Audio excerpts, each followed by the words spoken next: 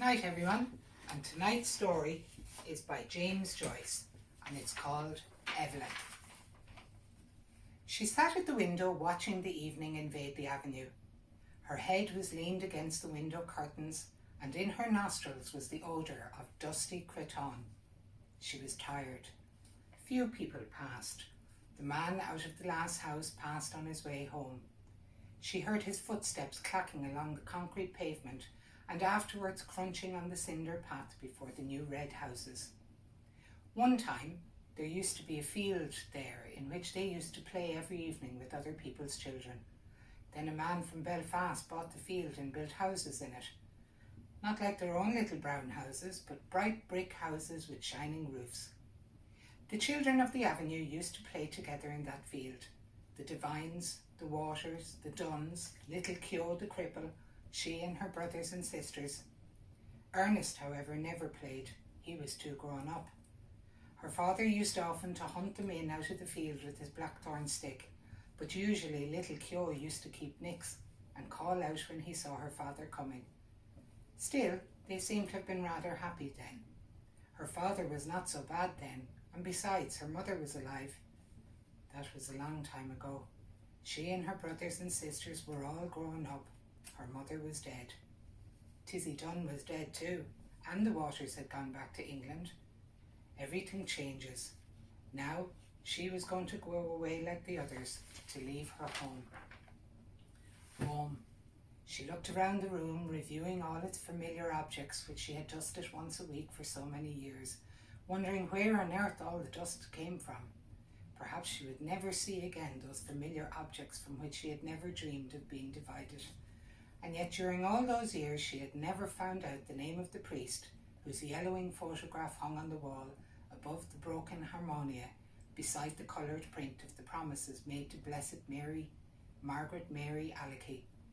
She'd been a school friend of her father. Whenever he showed the photograph to a visitor, her father used to pass it with a casual word. "He's in Melbourne now." She had consented to go away, to leave her home. Was that wise? She tried to weigh each side of the question. In her home anyway, she had shelter and food.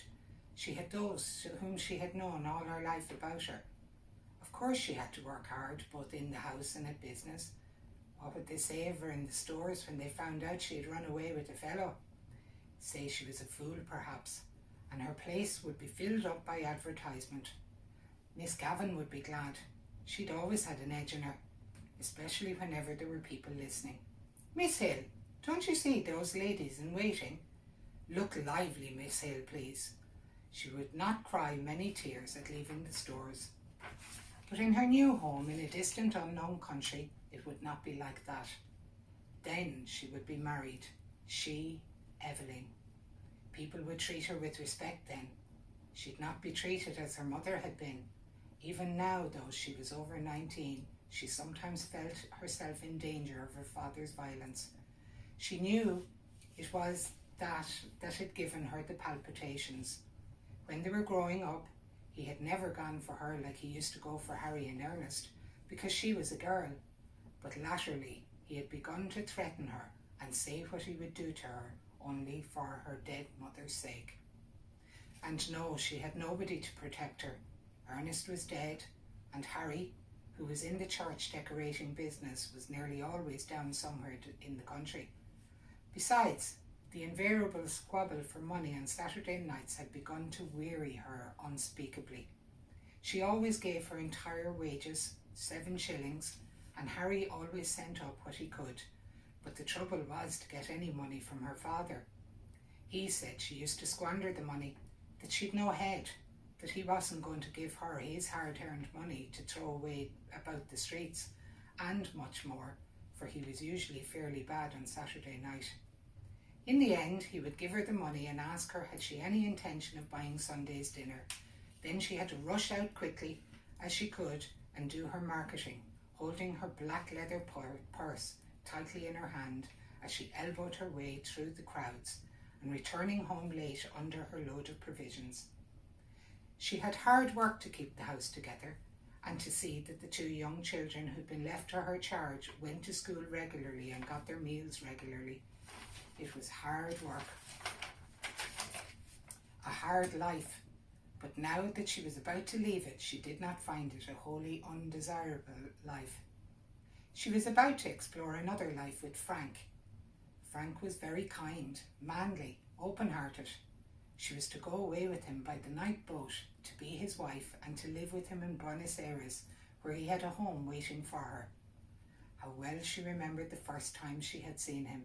He was lodging in a house on the main road where she used to visit. It seemed a few weeks ago now. He was standing at the gate, his peaked cap pushed back on his head, and his hair tumbled forward over a face of bronze. Then they had come to know each other.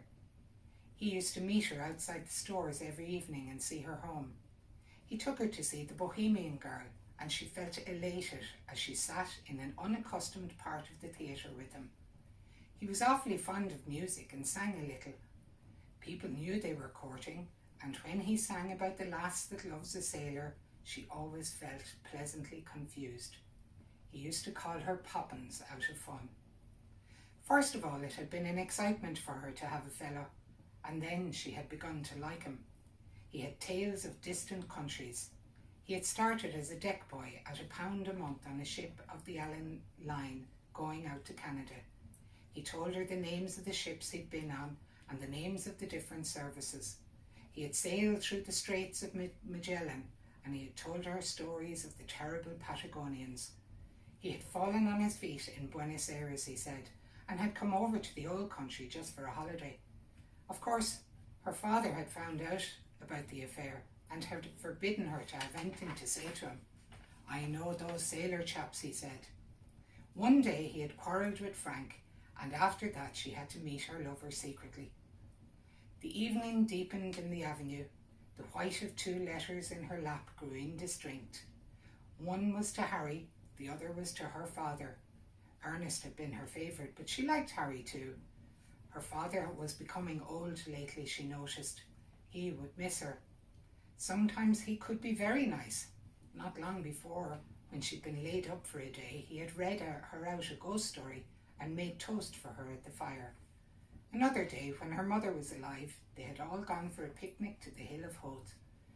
She remembered her father putting on her mother's bonnet to make the children laugh. Her time was running out, but she continued to sit by the window, leaning her head against the window curtain, inhaling the odour of dusty cretonne. Down far in the avenue she could hear a street organ playing. She knew the air. Strange that it should come that very night to remind her of her promise to her mother, her promise to keep the home together as long as she could. She remembered the last night of her mother's illness. She was again in the close dark room at the other side of the hall, and outside she heard a melancholy air of Italy. The organ player had been ordered to go away and given 6pence. She remembered her father strutting back into the sick room saying, "Damned Italians coming over here."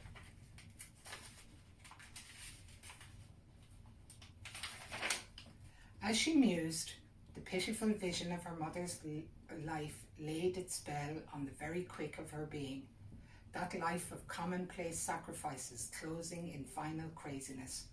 She trembled as she heard again her mother's voice saying constantly with foolish insistence, "Deravan Saran, Deravan Saran."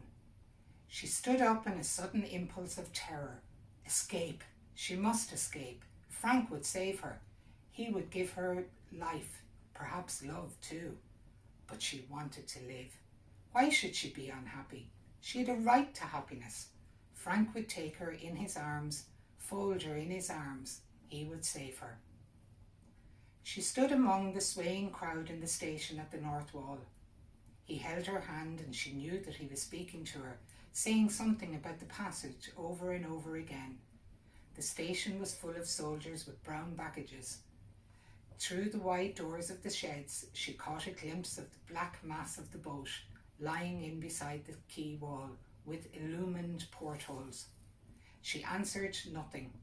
She felt her cheek pale and cold, and out of a maze of distress she prayed to God to direct her, to show her what was her duty.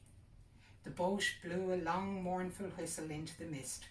If she went, Tomorrow she would be on the sea with Frank, steaming towards Buenos Aires. Their passage had been booked. Could she still draw back after all he had done for her? Her distress awoke a nausea in her body, and she kept moving her lips in silent, fervent prayer. A bell clanged upon her heart. She felt him seize her hand. Come! All the seas of the world tumbled about her heart. He was drawing her into them. He would drown her. She gripped with both hands at the iron railing. Come! No, no, no, it was impossible. Her hands clutched the iron in frenzy. Amid the seas she heard a cry of anguish. Evaline! Evie! He rushed beyond the barrier and called to her to follow. He was shouted at to go on, but he still called to her. She set her white face to him, passive like a helpless animal. Her eyes gave him no sign of love, or farewell, or recognition. Good night, and stay safe.